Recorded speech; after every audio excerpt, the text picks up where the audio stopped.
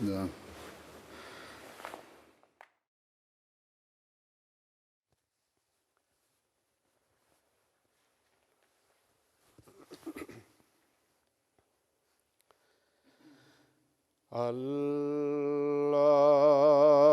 الله أكبر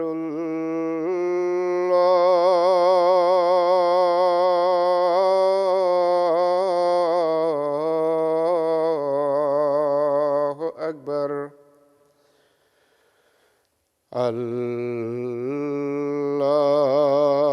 الله أكبر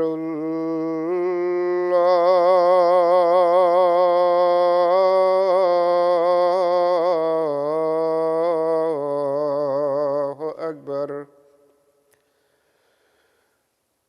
أشهد أن لا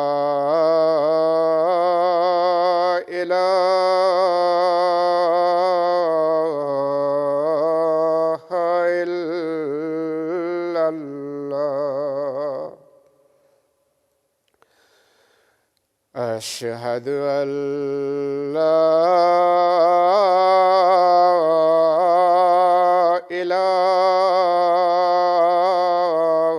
إله إلا الله أشهد أن محمدًا رسول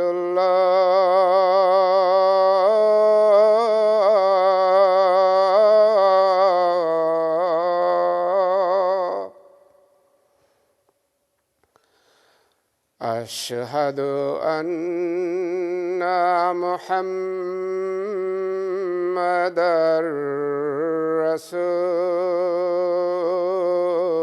رسول الله حي على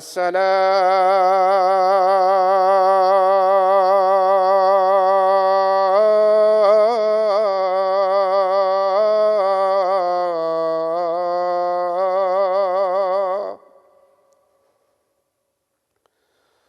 حي على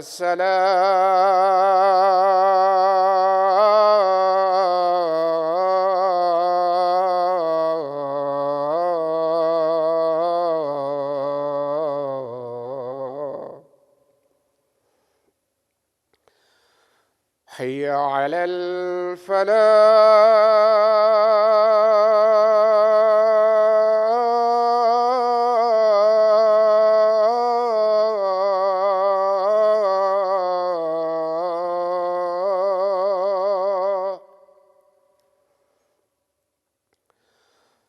حي على الفلاح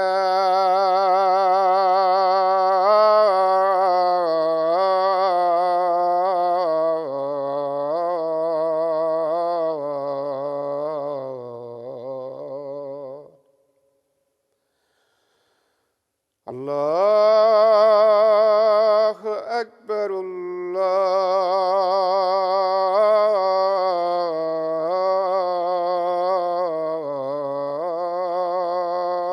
الله أكبر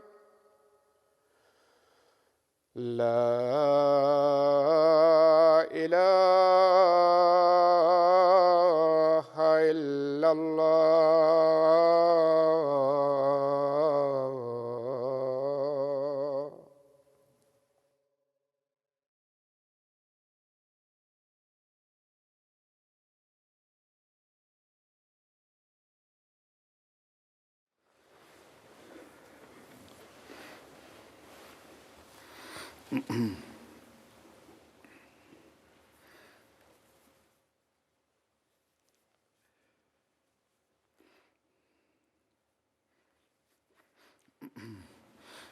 السلام علیکم ورحمۃ اللہ.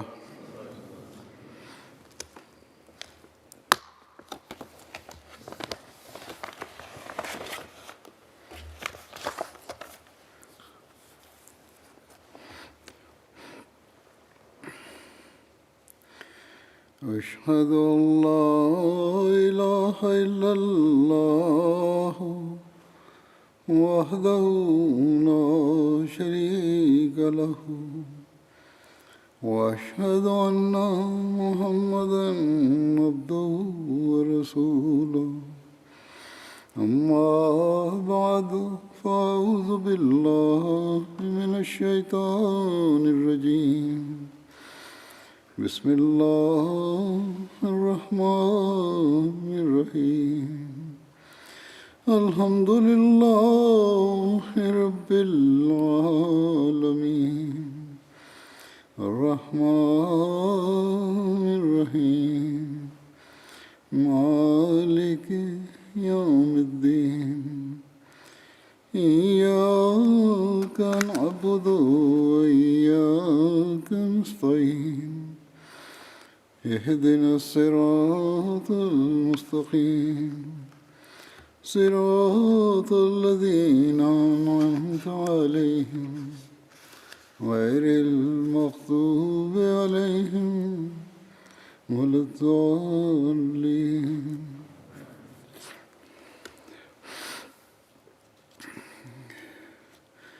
حضرت ابوبکر رضی اللہ عنہ کے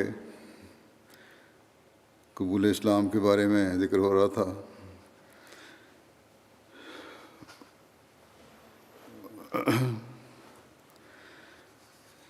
مزید ذکر بھی ہے اس بارے میں. بعض باتیں مختلف زاویوں سے ہیں، اس لیے بیان ہو جاتی ہیں تو لگتا ہی ہے کہ ایک ہی واقعہ ہے. آج اب میں بیان کروں گا کچھ. اسد الغابہ میں حضرت ابوبکر کے قبول اسلام کے واقعہ کا اس طرح ذکر ملتا ہے کہ حضرت عبداللہ بن مسعود سے روایت ہے کہ حضرت ابوبکر صدیق نے فرمایا کہ میں نبی کریم صلی اللہ علیہ وسلم کے مبعوث ہونے سے پہلے ایک مرتبہ یمن گیا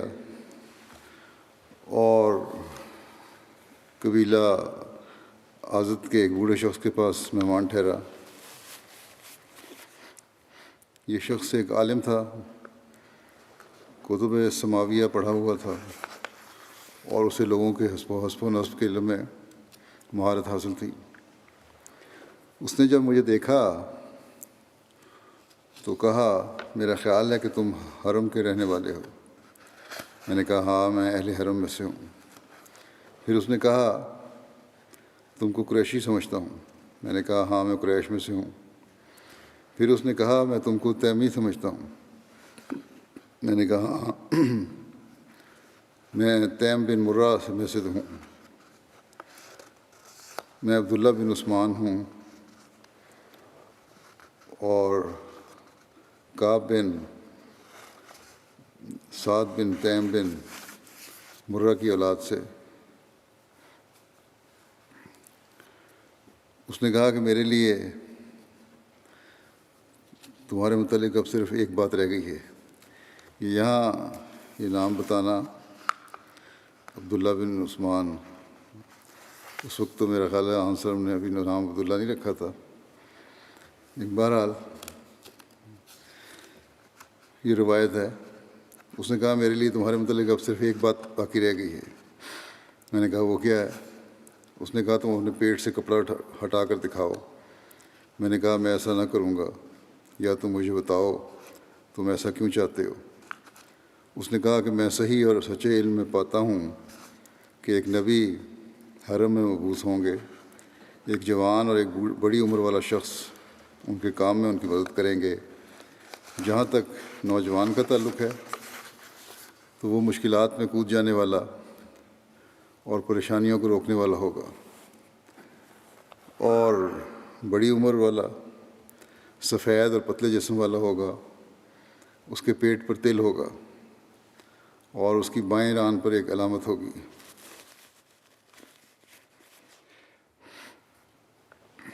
اس نے کہا تمہارے لیے ضروری نہیں ہے کہ تم مجھے وہ دکھاؤ جو میں نے تم سے مطالبہ کیا ہے. تم میں موجود باقی تمام صفات میرے لیے پوری ہو چکی ہیں سوائے اس کے جو مجھ پر مخفی ہے. حضرت ابوبکر نے فرمایا بس میں نے اس کے لیے اپنے پیٹ سے کپڑا ہٹایا تو اس نے میری ناف کے اوپر سیاہ تل دیکھا تو کہنے لگا کہ کعبہ کے رب کی قسم وہ تم ہی ہو. میں تمہارے سامنے ایک معاملہ پیش کرنے والا ہوں بس تم اس کے متعلق محتاط رہنا۔ حضرت ابوبکر نے کہا وہ کیا ہے؟ اس نے کہا کہ خبردار، ہدایت سے انحراف نہ کرنا اور مثالی اور بہترین راستے کو مضبوطی سے تھامے رکھنا، اور خدا جو تمہیں مال اور دولت دے اس کے متعلق خدا سے ڈرتے رہنا۔ حضرت ابوبکر صدیق کہتے ہیں کہ میں نے یمن میں اپنا کام پورا کیا اور پھر اس بوڑھے شخص کو الوداع کہنے کے لیے اس کے پاس آیا تو اس نے کہا کیا تم میرے ان اشعار کو یاد کرو گے جو میں نے اس نبی کی شان میں کہے ہیں؟ میں نے کہا ہاں۔ تو اس نے چند اشعار سنائے۔ حضرت ابوبکر کہتے ہیں کہ پھر میں مکہ آیا تو نبی کریم صلی اللہ علیہ وسلم مبعوث ہو چکے تھے۔ پھر عقبہ میں نبی معیت، شیبہ، ربیہ، ابو جہل، ابو بختری اور قریش کے دیگر سردار میرے پاس آ گئے۔ میں نے ان سے کہا کیا تم پر کوئی مصیبت آ گئی یا کوئی واقعہ ہو گیا جو اکٹھے ہو کے آ گئے ہو؟ انہوں نے کہا کہ اے ابو بکر، بہت بڑا واقعہ ہو گیا۔ ابو طالب کا یتیم دعویٰ کرتا ہے کہ وہ نبی ہے، اگر آپ نہ ہوتے تو ہم اس کے متعلق کچھ انتظار نہ کرتے۔ اب جب کہ آپ آ چکے ہیں تو اب اس معاملے کے لیے آپ ہی ہمارا مقصود ہیں اور ہمارے لیے کافی ہیں۔ حضرت ابوبکر نے کہا کہ میں نے انہیں اچھے انداز سے ٹال دیا اور میں نے نبی کریم صلی اللہ علیہ وسلم کے متعلق پوچھا تو بتایا گیا کہ آپ ختیجہ کے مکان میں ہیں۔ میں نے جا کر دروازے پہ دستک دی، چنانچہ وہ باہر تشریف لائے۔ بس میں نے کہا اے محمد صلی اللہ علیہ وسلم، آپ اپنے خاندانی گھر سے اٹھ گئے ہیں اور آپ نے اپنے باپ دادا کا دین چھوڑ دیا ہے۔ حضرت صلی اللہ علیہ وسلم نے فرمایا کہ اے ابو بکر، میں اللہ کا رسول ہوں، تمہاری طرف بھی اور تم تمام لوگوں کی طرف بھی، بس تم اللہ پر ایمان لے آؤ۔ میں نے کہا اس پر آپ کی کیا دلیل ہے؟ حضرت صلی اللہ علیہ وسلم نے فرمایا وہ بوڑھا شخص جس سے تم نے یمن میں ملاقات کی تھی۔ میں نے کہا کہ یمن میں تو بہت سے بوڑھے شخص تھے جن سے میں نے ملاقات کی۔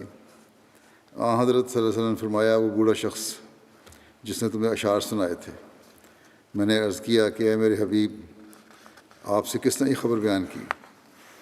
حضرت صلی اللہ علیہ وسلم نے فرمایا اس عظیم فرشتے نے جو مجھ سے پہلے انبیاء کے پاس بھی آتا تھا۔ میں نے عرض کیا آپ اپنا ہاتھ بڑھائیں، میں شہادت دیتا ہوں کہ اللہ کے سوا کوئی معبود نہیں اور آپ اللہ کے رسول ہیں۔ حضرت ابوبکر فرماتے تھے کہ پھر میں نے لوٹا اور میرے اسلام لانے کی وجہ سے مکہ کے دو پہاڑوں کے درمیان رسول اللہ صلی اللہ علیہ وسلم سے زیادہ خوش کوئی اور نہ ہوا۔ اسد الغابہ کا یہ حوالہ ہے۔ بعض جگہ ہو سکتا ہے بعض بڑھا بھی لیتے ہیں داستان کے لیے، لیکن بہت ساری باتیں صحیح بھی ہوں گی۔ ریاض النظرہ میں حضرت ابوبکر کے قبول اسلام کا واقعہ اس طرح درج ہے۔ ام المومنین حضرت ام سلمہ بیان فرماتی ہیں کہ حضرت ابوبکر صدیق حضور صلی اللہ علیہ وسلم کے گہرے اور مخلص دوست تھے۔ جب آپ مبعوث ہوئے تو قریش کے لوگ حضرت ابوبکر کے پاس آئے اور کہا کہ اے ابوبکر، تمہارا یہ ساتھی دیوانہ ہو گیا ہے، نعوذ باللہ۔ حضرت ابوبکر نے کہا کہ اس کو کیا معاملہ ہے؟ تو انہوں نے کہا کہ وہ مسجد حرام میں لوگوں کو توحید یعنی خدائے واحد کی طرف بلاتا ہے اور وہ کہتا ہے کہ وہ نبی ہے۔ حضرت ابوبکر صدیق رضی اللہ عنہ نے کہا کہ یہ بات انہوں نے کہی ہے؟ لوگوں نے کہا ہاں، اور وہ یہ بات مسجد حرام میں کہہ رہے ہیں۔ چنانچہ حضرت ابوبکر نبی کریم صلی اللہ علیہ وسلم کی طرف گئے اور آپ کے دروازے پر دستک دی، آپ کو باہر بلایا۔ جب آپ ان کے سامنے آئے تو حضرت ابوبکر نے کہا کہ اے ابو القاسم، مجھے آپ کے متعلق کیا بات پہنچی ہے؟ حضور صلی اللہ علیہ وسلم نے فرمایا اے ابو بکر، تمہیں میرے متعلق کیا بات پہنچی ہے؟ حضرت ابوبکر نے کہا کہ مجھے یہ بات پہنچی ہے کہ آپ اللہ کی توحید کی طرف بلاتے ہیں اور آپ کہتے ہیں کہ آپ اللہ کے رسول ہیں۔ حضور صلی اللہ علیہ وسلم نے فرمایا ہاں اے ابو بکر، یقیناً میرے رب عز و جل نے مجھے بشیر اور نذیر بنایا ہے اور مجھے ابراہیم کی دعا بنایا ہے اور مجھے تمام انسانوں کی طرف مبعوث کیا ہے۔ حضرت ابوبکر نے آپ صلی اللہ علیہ وسلم سے کہا اللہ کی قسم میں نے کبھی آپ کو جھوٹ بولتے نہیں دیکھا. آپ یقیناً اپنی امانت کی عظمت، صلہ رحمی اور اچھے افعال کی وجہ سے نبوت کے زیادہ حقدار ہیں. اپنا ہاتھ بڑھائیں تاکہ میں آپ کی بیعت کروں. تو رسول اللہ صلی اللہ علیہ وسلم نے اپنا ہاتھ بڑھایا اور حضرت ابوبکر نے آپ کی بیعت کی اور آپ کی تصدیق کی اور اقرار کیا کہ آپ جو لے کر آئے ہیں وہ حق ہے. بس اللہ کی قسم حضرت ابوبکر نے کوئی توقف اور تردد نہ کیا جب رسول اللہ صلی اللہ علیہ وسلم نے آپ کو اسلام کی طرف بلایا. ایک روایت میں ہے کہ رسول اللہ صلی اللہ علیہ وسلم نے فرمایا، میں نے جسے بھی اسلام کی طرف بلایا اس نے ٹھوکر کھائی اور تردد کیا اور انتظار کرتا رہا سوائے ابو بکر کے. میں نے جب ان سے اسلام کا ذکر کیا تو نہ وہ اس سے پیچھے ہٹے اور نہ انہوں نے اس کے بارے میں تردد کیا. نبی صلی اللہ علیہ وسلم نے فرمایا، اے لوگو، اللہ نے مجھے تمہاری طرف مبعوث کیا اور تم نے کہا تو جھوٹا ہے، اور ابو بکر نے کہا سچا ہے، اور انہوں نے اپنی جان و مال سے میرے ساتھ ہمدردی کا اظہار کیا. یہ بخاری کی روایت ہے. حضرت مسلمہ حضرت ابو بکر کے قبول اسلام کا واقعہ بیان کرتے ہوئے ایک جگہ اس طرح بیان کرتے ہیں کہ رسول کریم صلی اللہ علیہ وسلم نے جب دعویٰ نبوت فرمایا تو اس وقت حضرت ابو بکر رضی اللہ تعالیٰ عنہ کہیں باہر گئے ہوئے تھے. واپس تشریف لائے تو آپ کی ایک لونڈی نے آپ کو سے کہا کہ آپ کا دوست نعوذ باللہ پاگل ہو گیا ہے اور وہ عجیب عجیب باتیں کرتا ہے، کہتا ہے کہ مجھ پر آسمان سے فرشتے نازل ہوتے ہیں. حضرت ابوبکر رضی اللہ عنہ نے اسی وقت اٹھے اور رسول کریم صلی اللہ علیہ وسلم کے مکان پر پہنچ کر آپ کے دروازے پر دستک دی. رسول کریم صلی اللہ علیہ وسلم باہر تشریف لائے تو حضرت ابوبکر نے عرض کیا کہ میں آپ سے صرف ایک بات پوچھنے آیا ہوں، کیا آپ نے یہ کہا ہے کہ خدا کے فرشتے مجھ پر نازل ہوتے ہیں اور مجھ سے باتیں کرتے ہیں؟ رسول کریم صلی اللہ علیہ وسلم نے اس خیال سے کہ ایسا نہ ہو کہ ان کو ٹھوکر لگ جائے تشریح کرنی چاہیے. یہ عام روایت یہی چلتی ہے ہمارے عموماً تاریخ میں، مگر حضرت ابوبکر نے کہا آپ تشریح نہ کریں اور مجھے صرف اتنا بتائیں کہ کیا آپ نے یہ بات کہی ہے. رسول کریم صلی اللہ علیہ وسلم نے پھر اس خیال سے کہ معلوم نہیں یہ سوال کریں کہ فرشتوں کی شکل کیسی ہوتی ہے اور وہ کس طرح نازل ہوتے ہیں، پہلے کچھ تمہیدی طور پر بات کرنی چاہیے. مگر حضرت ابوبکر نے پھر کہا کہ نہیں، آپ صرف یہ بتائیں کہ کیا یہ بات درست ہے. آپ نے فرمایا کہ ہاں درست ہے. اس پر حضرت ابوبکر نے عرض کیا کہ میں آپ پر ایمان لاتا ہوں.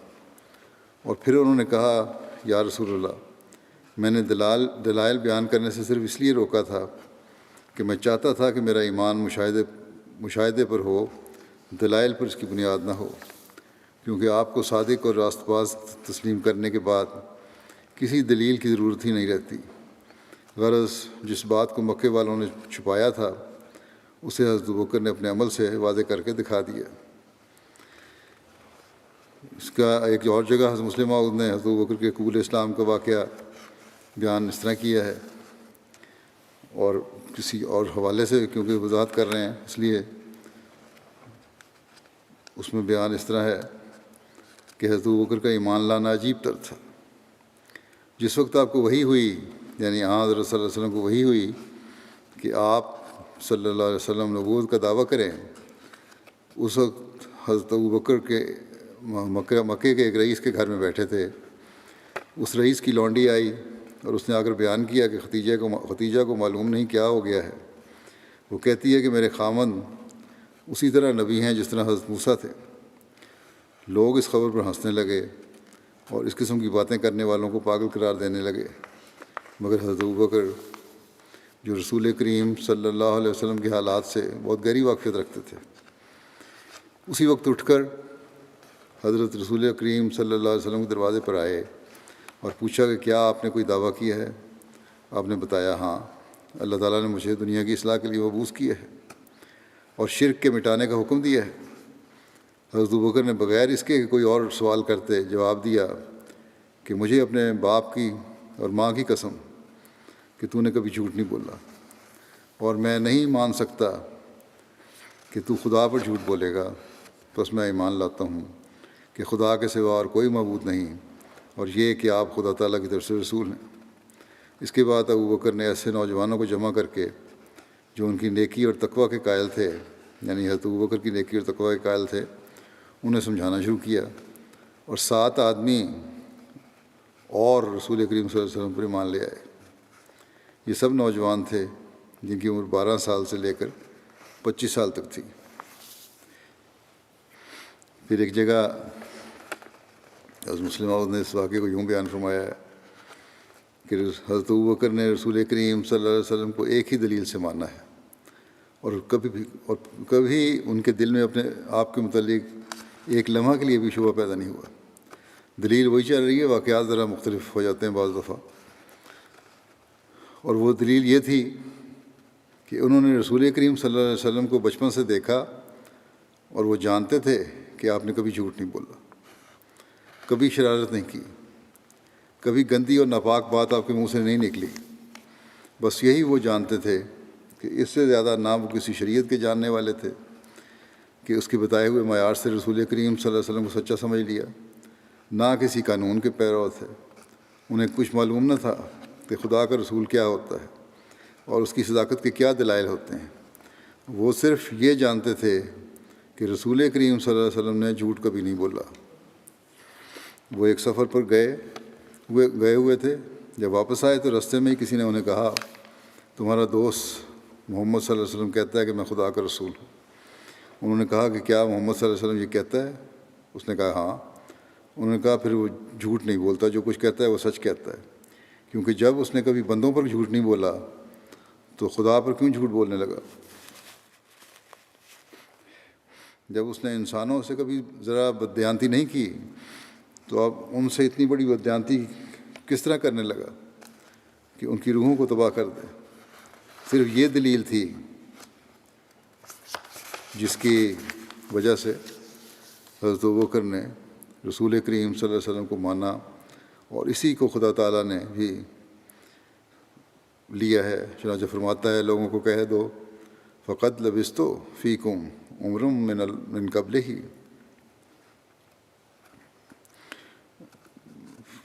فقط لبثت فیکم عمر من قبلہ افلا تعقلون، میں ایک عرصہ تم میں رہا،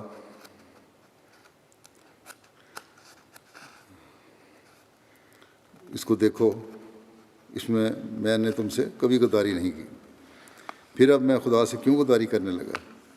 یہی وہ دلیل تھی جو حضرت ابوبکر نے لی اور کہہ دیا کہ اگر وہ کہتا ہے کہ خدا کا رسول ہوں تو سچا ہے اور میں مانتا ہوں۔ اس کے بعد نہ کبھی اس کے دل میں کوئی شبہ پیدا ہوا، اور نہ ان کے پاس ثبوت میں کبھی لرزش آئی۔ ان پر بڑے بڑے ابتلاء آئے، انہیں جائیدادیں اور وطن چھوڑنا اور اپنے عزیزوں کو قتل کرنا پڑا، مگر رسول کریم صلی اللہ علیہ وسلم کی صداقت میں کبھی شبہ نہ ہوا۔ یہ اس زمن میں فرمایا تھا، آپ ایک دفعہ بیعت کرنے والوں کو ہدایات دے رہے تھے، ان کو سمجھا رہے تھے۔ اس زمن میں یہ بات آپ نے فرمائی حضرت ابوبکر کی آن وسلم کو ماننے کی دل کے واقعہ بیان کرتے ہوئے۔ حضرت مسیح موعود علیہ السلام فرماتے ہیں کہ حضرت صلی اللہ علیہ وسلم نے جو حضرت ابوبکر رضی اللہ تعالیٰ عنہ کو صدیق کا خطاب دیا ہے، تو اللہ تعالیٰ ہی بہتر جانتا ہے کہ آپ میں کیا کیا کمالات تھے۔ حضرت صلی اللہ علیہ وسلم نے یہ بھی فرمایا ہے کہ حضرت ابوبکر رضی اللہ عنہ کی فضیلت اس چیز کی وجہ سے ہے جو اس کے دل کے اندر ہے، اور اگر غور سے دیکھا جائے تو حقیقت میں حضرت ابوبکر نے جو صدق دکھایا اس کی نظیر ملنی مشکل ہے۔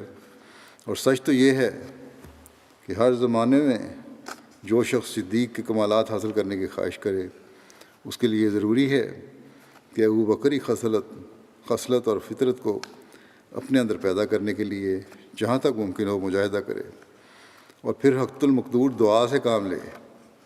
جب تک ابوبکری فطرت کا سایہ اپنے اوپر ڈال نہیں لیتا اور اسی رنگ میں رنگین نہیں ہو جاتا، صدیقی کمالات حاصل نہیں ہو سکتے۔ پھر فرمایا کہ ابوبکری فطرت کیا ہے؟ اس پر مفصل بحث اور کلام کا یہ موقع نہیں، کیونکہ اس کے تفصیلی بیان کے لیے بہت وقت درکار ہے۔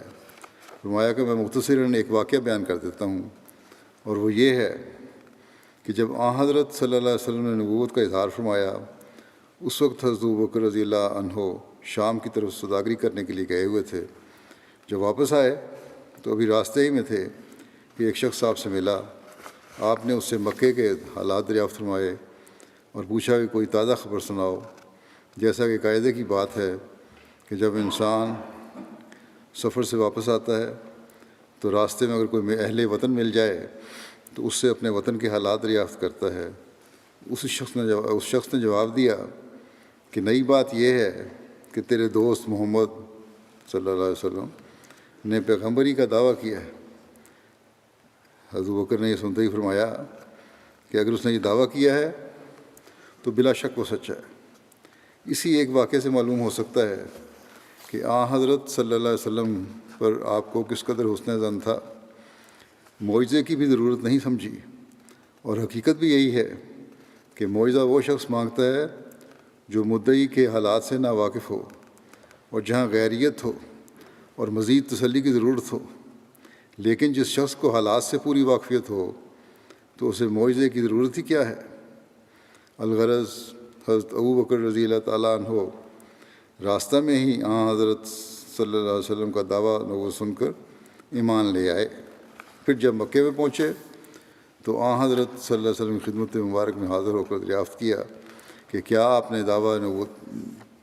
نبوت کا دعویٰ کیا ہے؟ حضرت صلی اللہ علیہ وسلم نے فرمایا کہ ہاں، یہ درست ہے۔ اس پر حضرت ابوبکر رضی اللہ عنہ نے کہا کہ آپ گواہ رہیں کہ میں آپ کا پہلا مصدق ہوں۔ آپ کا ایسا کہنا محض قول ہی قول نہ تھا، بلکہ آپ نے یعنی حضرت ابوبکر نے اپنے افعال سے اسے ثابت کر دکھایا اور مرتے دم تک اسے نبھایا، اور بعد مرنے کے بھی ساتھ نہ چھوڑا۔ حضرت مسیح علیہ السلام سورہ رحمان کی آیت وَلِمَنْ خَافَ مَقَامَ رَبِّهِ جَنَّتَانِ،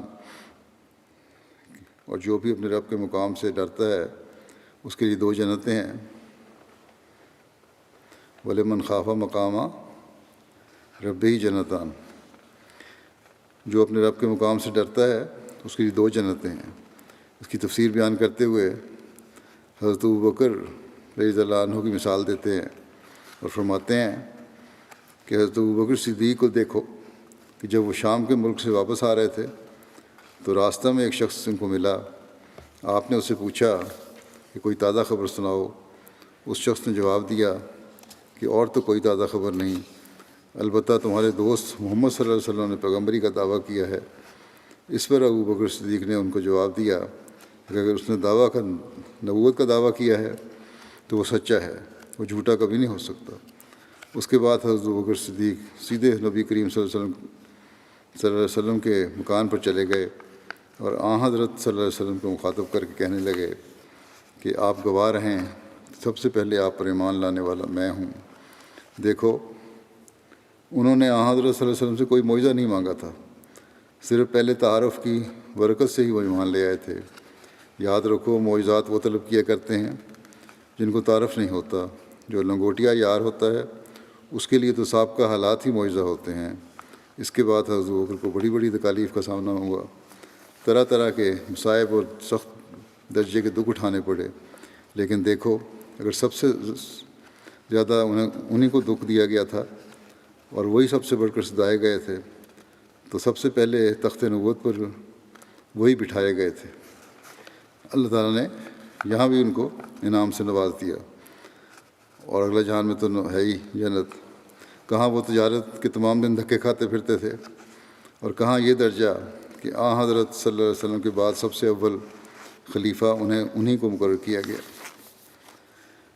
پھر ایک جگہ حضرت مسیح علیہ السلام فرماتے ہیں آدمی دو قسم کے ہوتے ہیں، ایک تو وہ سعید الفطرت ہوتے ہیں جو پہلے ہی مان لیتے ہیں، یہ لوگ بڑے ہی دور اندیش اور باریک بین ہوتے ہیں، جیسے حضرت ابوبکر صدیق رضی اللہ تعالیٰ عنہ ہوتے، اور ایک بیوقوف ہوتے ہیں، جب سر پر آ پڑتی ہے تب کچھ چونکتے ہیں، یعنی جب کسی مشکل میں گرفتار ہوتے ہیں، عذاب آتا ہے، تب سوچتے ہیں کہ ماننا چاہیے کہ نہیں۔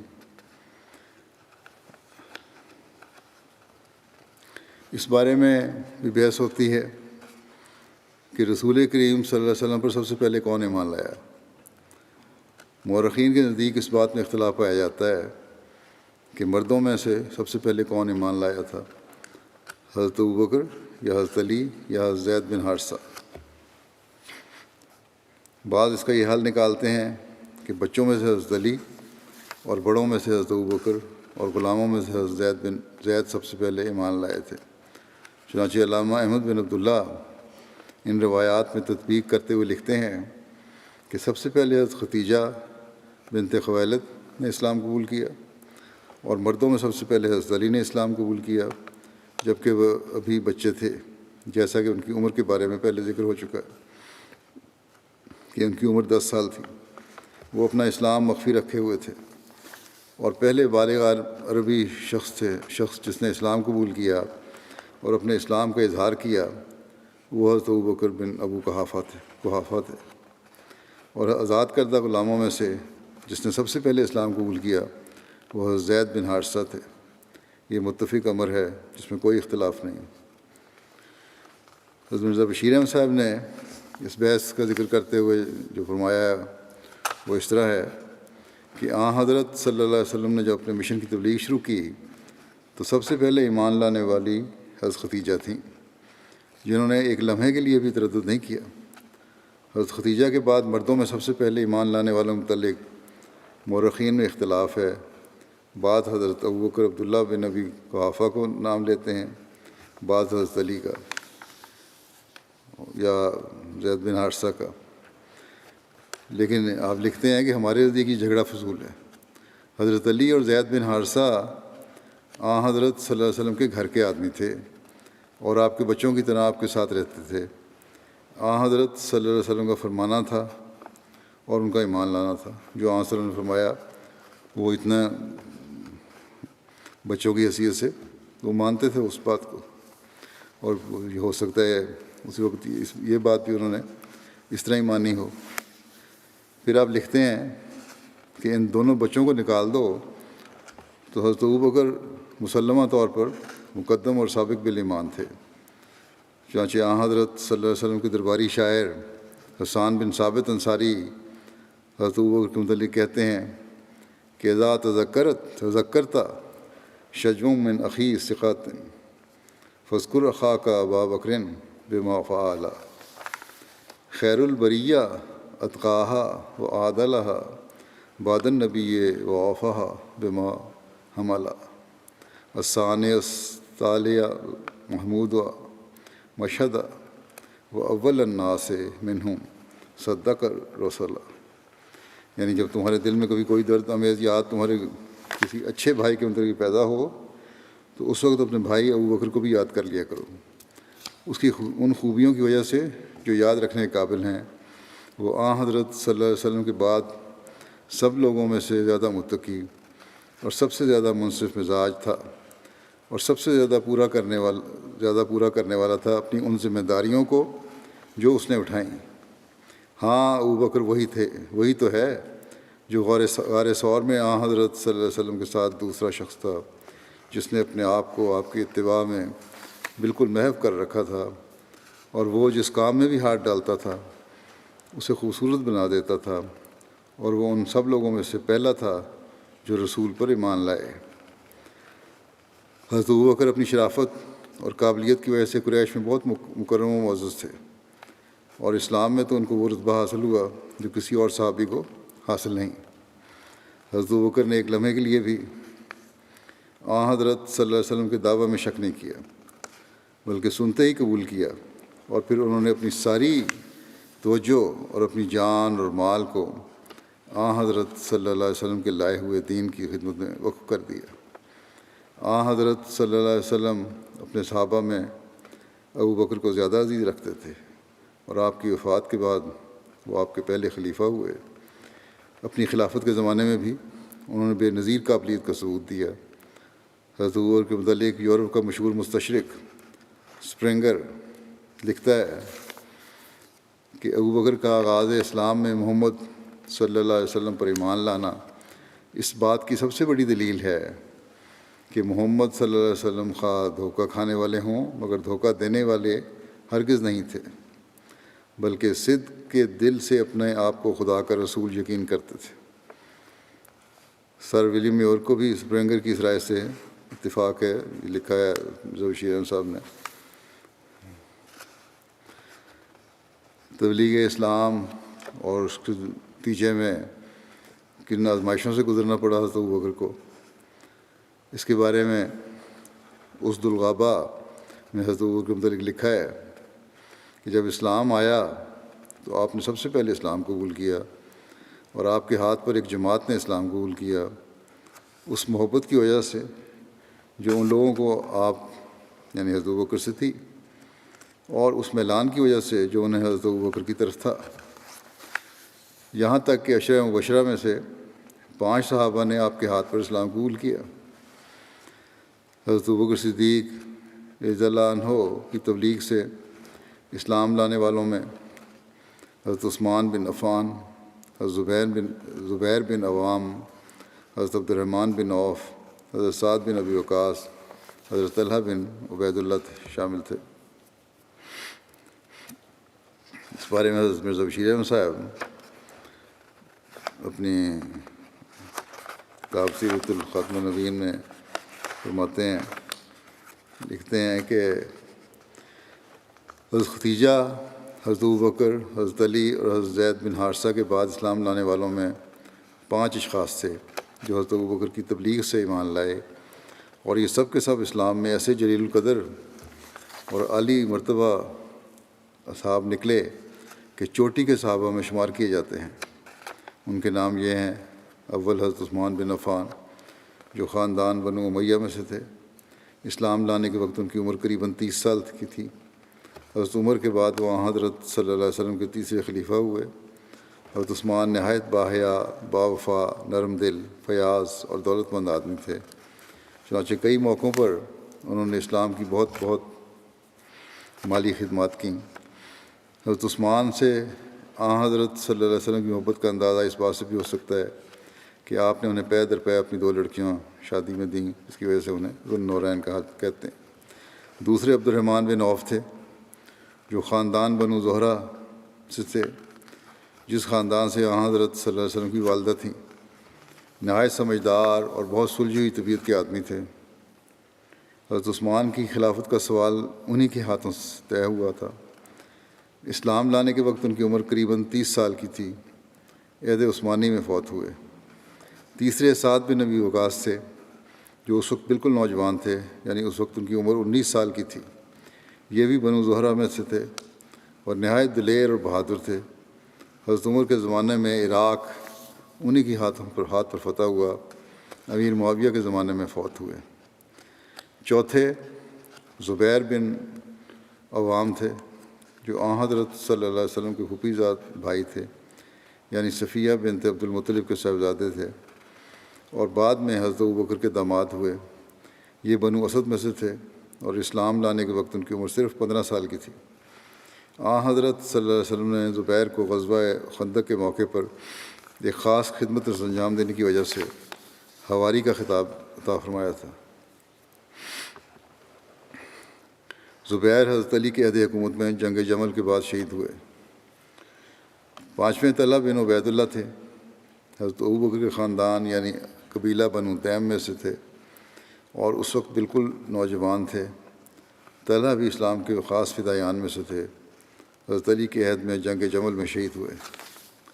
یہ 5 اصحاب عشرہ مبشرہ میں سے ہیں، یعنی ان 10 صحابہ میں سے جن کو حضرت صلی اللہ علیہ وسلم نے اپنی زبان مبارک سے خاص طور پر جنت کی بشارت دی تھی، اور جو آپ صلی اللہ علیہ وسلم کے نہایت مقرب صحابی اور مشیر شمار ہوتے تھے۔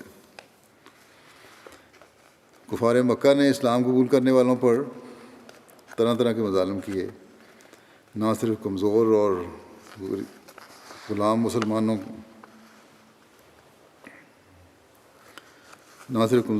مسلمان ہی ان کے ظلم و تشدد کا نشانہ بنے، بلکہ خود حضرت صلی اللہ علیہ وسلم اور حضرت ابوبکر بھی مشرکین مکہ کے مظالم سے محفوظ نہ رہے۔ تاریخ اس بات پر شاہد ہے کہ انہیں بھی طرح طرح کے ظلم و ستم کا نشانہ بنایا گیا، یعنی یہاں حضرت صلی اللہ علیہ وسلم کو بھی اور حضرت ابوبکر کو بھی۔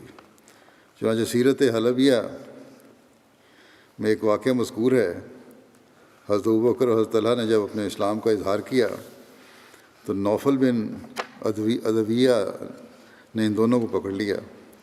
یہ شخص قریش کا شیر کہلاتا تھا۔ اس نے ان دونوں کو ایک ہی رسی سے باندھ لیا۔ ان کے قبیلہ بنو تیم نے بھی ان دونوں کو نہ بچایا۔ اسی وجہ سے حضرت ابوبکر اور حضرت طلحہ کو قرینین بھی کہتے ہیں، یعنی دو ساتھی ملے ہوئے۔ نوفل بن ادویہ کی قوت اور اس کے ظلم کی وجہ سے حضرت صلی اللہ علیہ وسلم فرمایا کرتے تھے کہ اللہم اکفنا شر ابن ادویہ،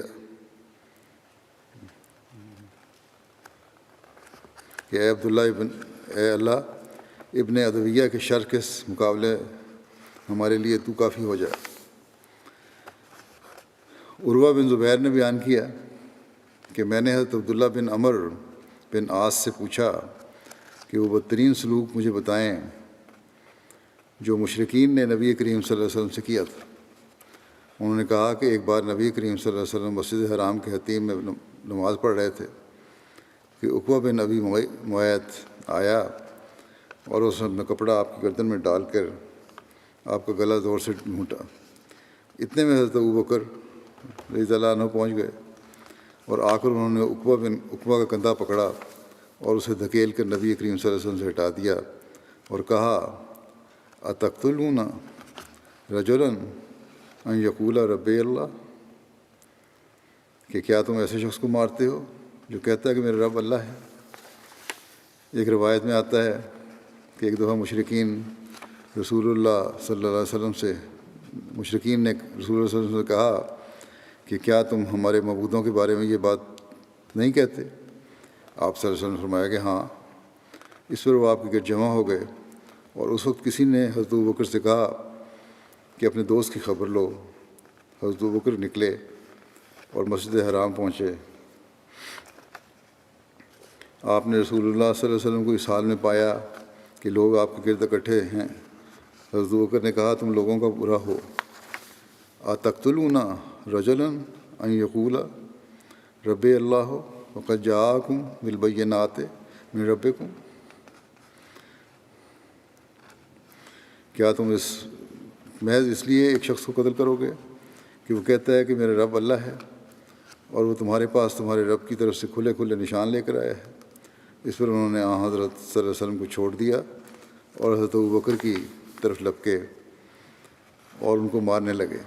حضرت ابوبکر کی بیٹی حضرت اسماء کہتی ہیں کہ آپ ہمارے پاس اس حالت میں آئے کہ آپ اپنے بالوں کو ہاتھ لگاتے تو وہ آپ کے ہاتھ میں آ جاتے اور آپ کہتے جاتے تھے کہ تبارکتا یا ذل جلال والاکرام، کہ اے بزرگی اور عزت والے تو بابرکت ہے۔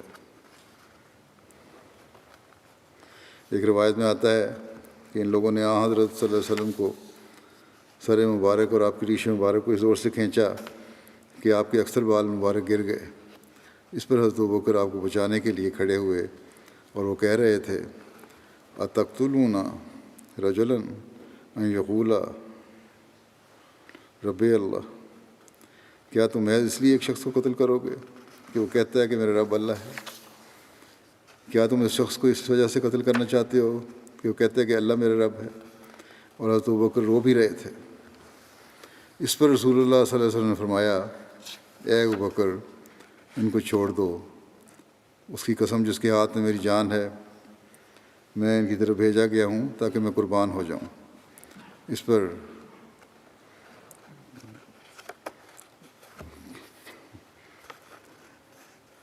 انہوں نے یعنی کافروں نے رسول اللہ صلی اللہ علیہ وسلم کو چھوڑ دیا۔ حضرت علی نے ایک مرتبہ لوگوں سے پوچھا کہ اے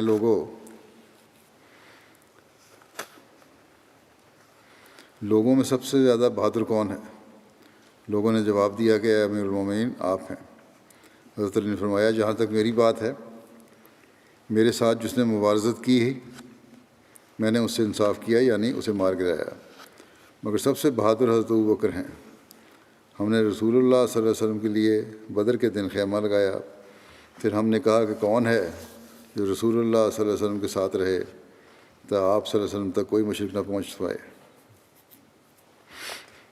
تو اللہ کی قسم آپ صلی اللہ علیہ وسلم کے قریب کوئی نہ گیا مگر حضرت ابوبکر اپنی تلوار کو سونتے ہوئے رسول اللہ صلی اللہ علیہ وسلم کے پاس کھڑے ہو گئے، یعنی رسول اللہ صلی اللہ علیہ وسلم کے پاس کوئی مشرک نہیں پہنچے گا مگر پہلے وہ حضرت ابوبکر سے مقابلہ کرے گا، بس وہ سب سے بہادر شخص ہیں۔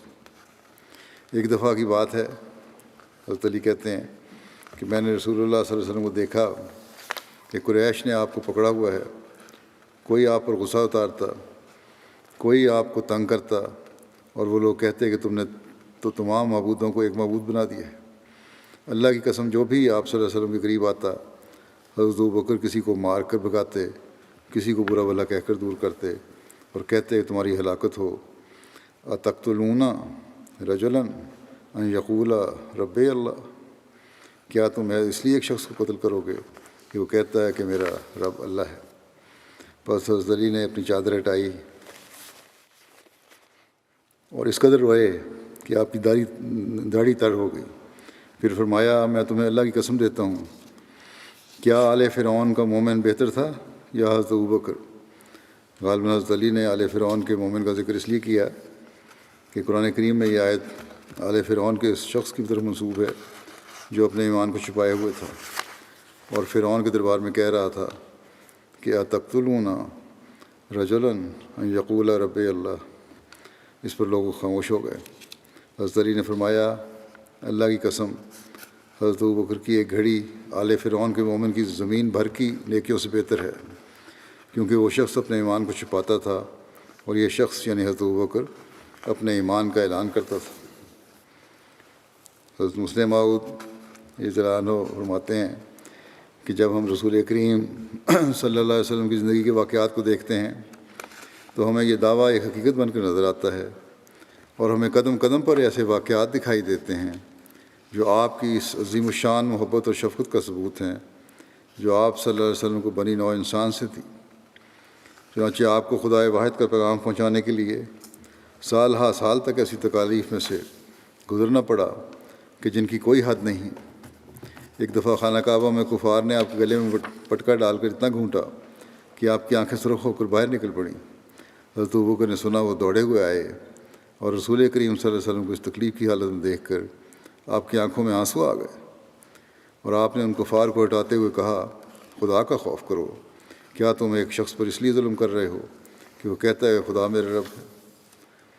حضرت مسیح علیہ السلام فرماتے ہیں ایک دفعہ چند دشمنوں نے آپ کو صلی اللہ علیہ وسلم کو اتنا تنہا پا کر پکڑ لیا اور آپ کے گلے میں پٹکا ڈال کر اسے مروڑنا شروع کیا۔ قریب تھا کہ آپ کی جان نکل جائے کہ اتفاق سے ابوبکر آ نکلے اور انہوں نے مشکل سے چھڑایا۔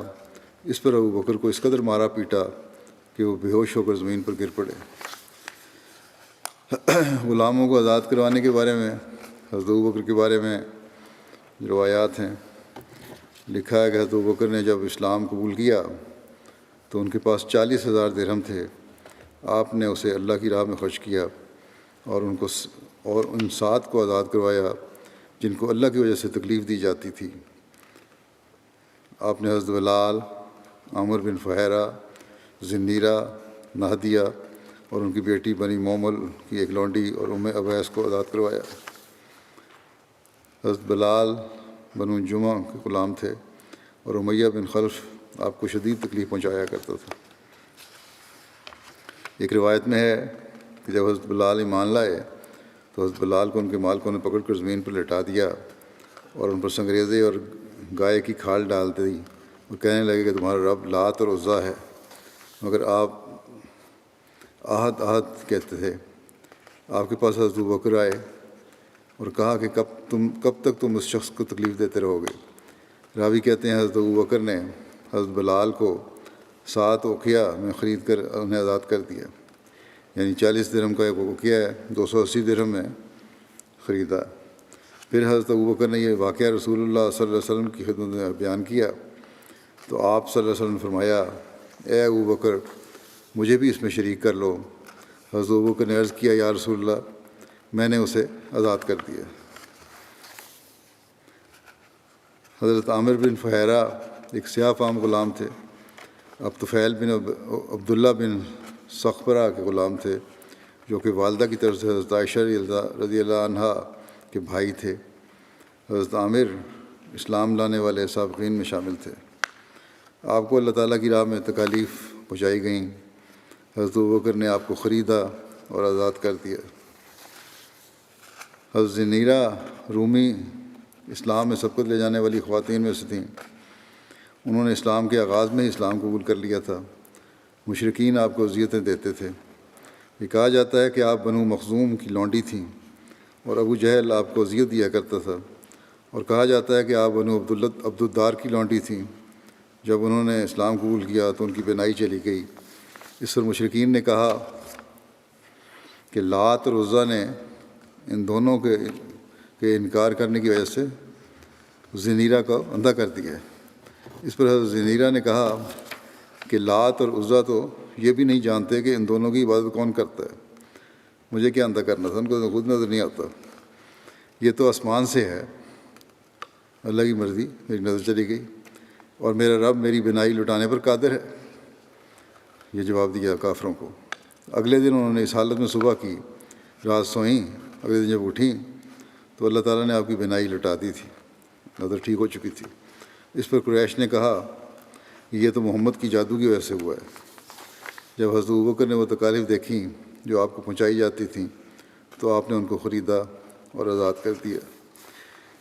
یہ ذکر ابھی انشاءاللہ آئندہ بھی چلے گا. آزادی کے بارے میں بعض اور واقعات ہیں.